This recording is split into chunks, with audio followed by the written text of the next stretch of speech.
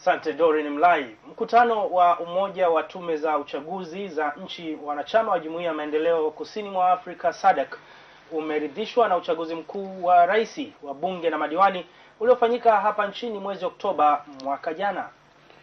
Mwenyekiti wa Tume ya Taifa ya Uchaguzi, Jaji mstaafu Damian Lubuva, ameyasema hayo jijini Dar es Salaam alipokuwa akitoa taarifa ya mkutano huo uliofanyika nchini Botswana, ambapo amesema licha ya uchaguzi kuwa na changamoto kadhaa ikiwemo ya vifaa, lakini ulifanyika kwa uhuru, uwazi na amani.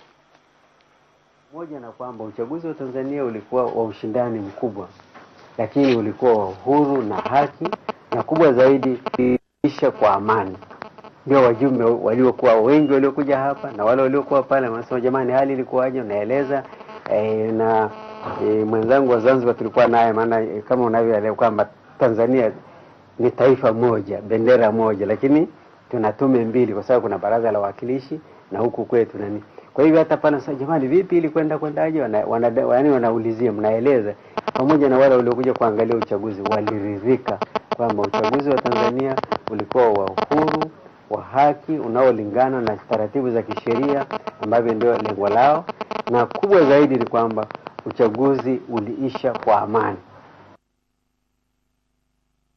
Amesema tume itaangalia namna ya kushughulikia changamoto zilizojitokeza katika uchaguzi uliopita ili kuboresha mazingira ya uchaguzi mkuu ujao.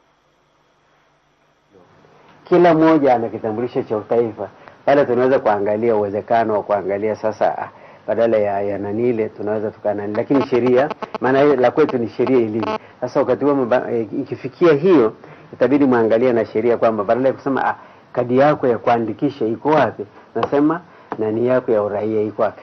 Yapo mengi, tusio hilo tu na mengine ambaye inabidi mkae na wenzenu na kufikiria kwamba hapa pamoja na wadau napoongelea wadau ni kwamba tuna vyama vya siasa na wengineo mbalimbali, tunakaa kama nilivyokaa na nyinyi, nasema hapa hili swala labda pengine mngeweza mkaboresha zaidi, na ni baadhi ya mambo ambayo mnaweza mkaangalia.